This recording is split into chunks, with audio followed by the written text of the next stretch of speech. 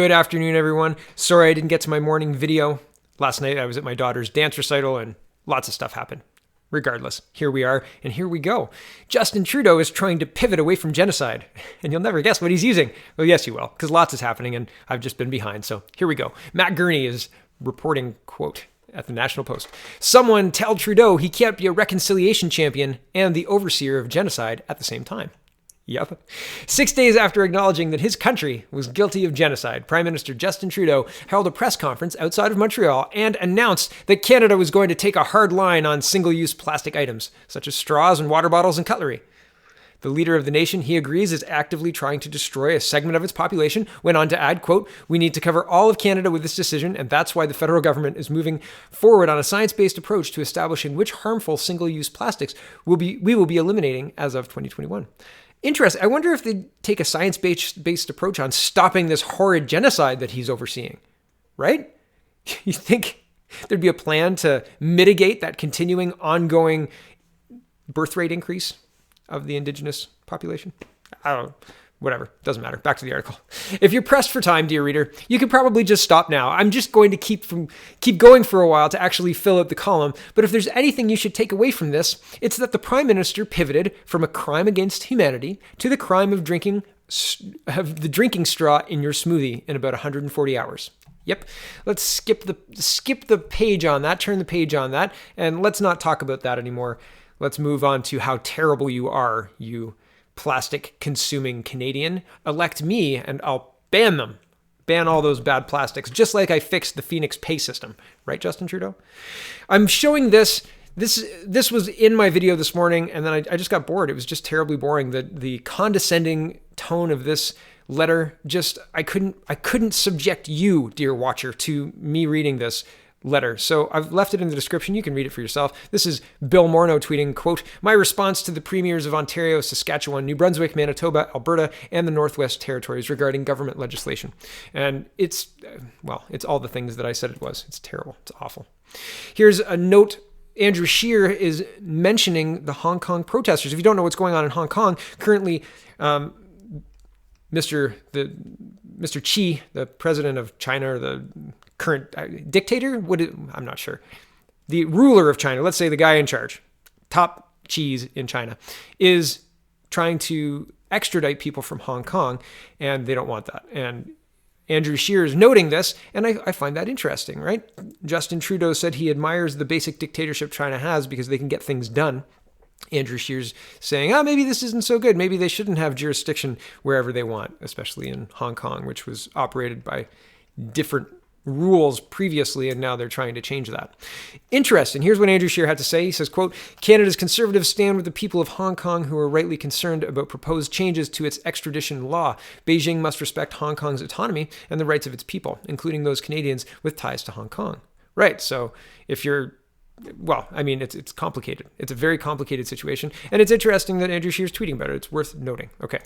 However, here is the main focus of the Andrew Scheer tweet roundup. He's revealed his climate change plan. And I just want to, this strategy seems a little tone deaf to me, but that's just me. I'm just a guy on the internet, and this is just my opinion. So welcome to my show. But it seems a strange strategy. I'd rather than build up the reveal, I'd rather just know about it and then talk about the pros and cons of the plan. But anyway, they're doing a big build up in 10 days to the reveal and all sorts of stuff.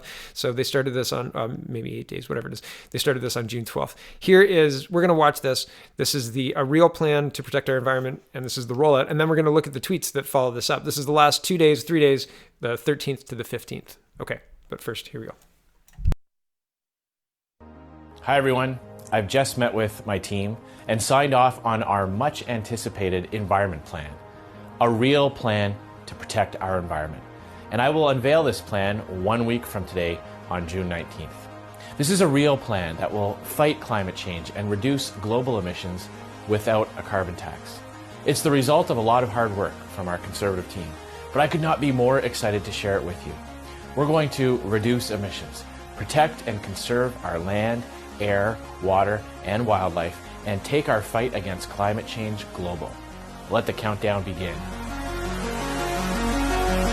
From our Conservative count and take our let the countdown begin. 10 days, right? Whatever it is. And that's just strange. And he follows it up with all these tweets. This is one that I kind of liked. I thought it was kind of funny. He says, not if I have anything to say about it, in response to the Calgary Sun saying Alberta will get a federal carbon tax in January, Environment Minister Catherine McKenna. And, not if I can say it, if I have anything to say about it, right? And there's 6,000 likes on that and 1,500 retweets. Yeah, it's a strong stance. It's the strongest stance I've seen from Scheer.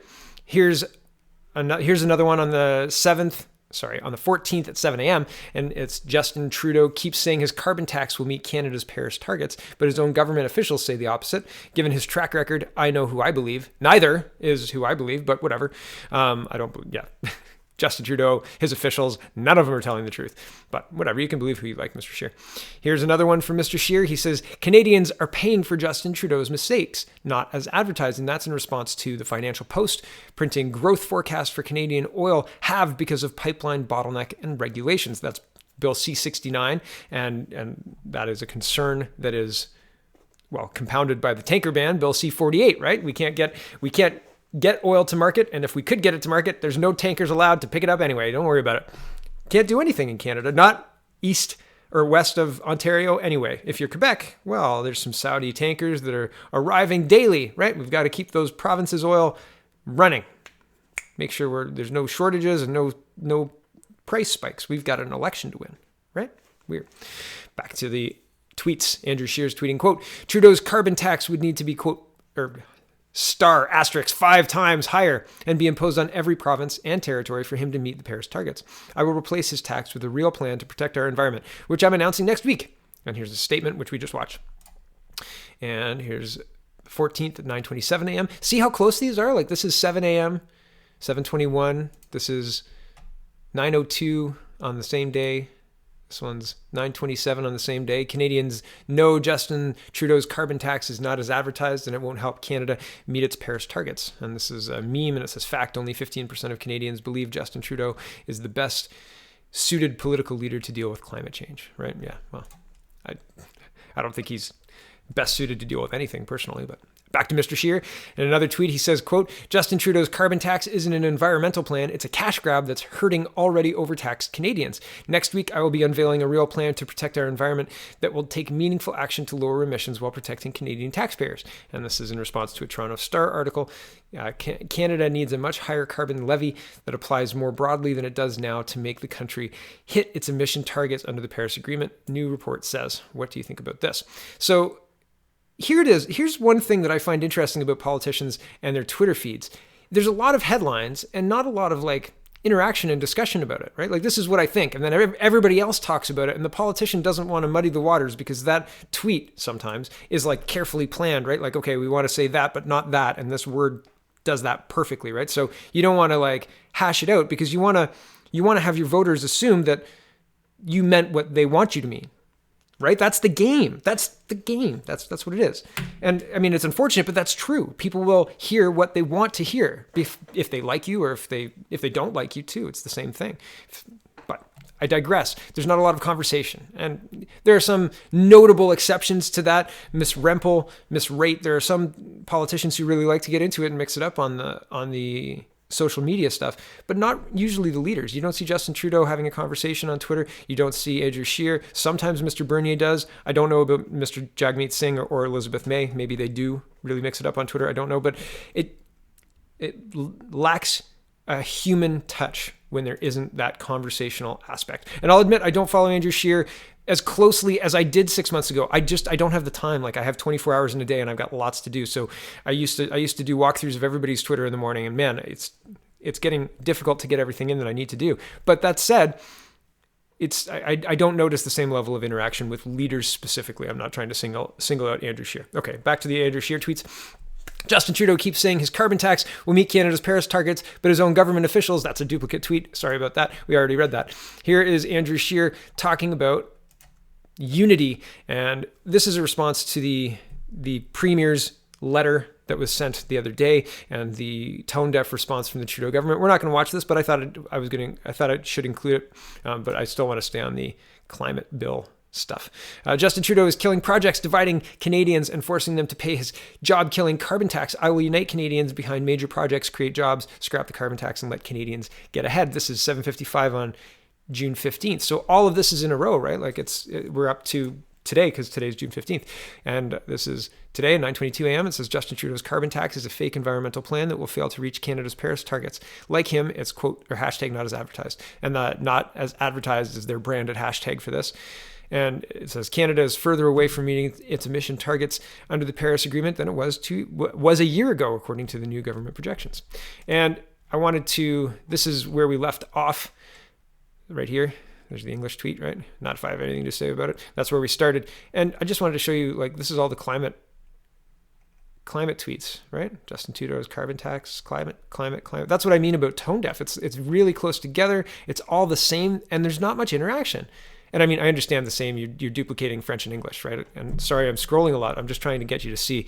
The point isn't what's the content of the tweets. The point is this, like, splatter everything at the wall and hope it sticks. You don't like Bill C-69, I've got something for you. You don't like this, I've got something for you. You don't like that, I've got something for you. Just seems a little weird. And there's Wayne Gretzky. So my point isn't to, I mean, there's some things that Andrew Scheer is doing that I like, right? My point isn't necessarily to try and smear Mr. Scheer. By looking at his tweets, there are just some things that I like and some things that I don't. There are interesting points on these memes, right? It's interesting to note that stuff. It's good to get that stuff out there, but it's just, like I said, it lacks a human touch. It lacks that interactive feel that Twitter should feel like, but it feels more like a one-way broadcast for politicians and people who just want to have their point out there. And I understand, again, all the marketing teams and stuff. It's like you've got this down to the letter, right? You don't want to ruin it with a careless, offhanded comment. But it seems like that human touch. And I think that matters. I think it does. It helps connect with people. But you know what? Trudeau's so bad, it might not matter at all. It might not. So who knows? Anyway, thank you for watching, everybody. I'm trying to keep up. I'm trying to stay ahead. And, I'm doing my best. So thanks for watching. Check out the peoplespartyofcanada.ca and have a wonderful Saturday. It's a little rainy here where I am. I'm going to go door knocking in 10 minutes. Have a wonderful one.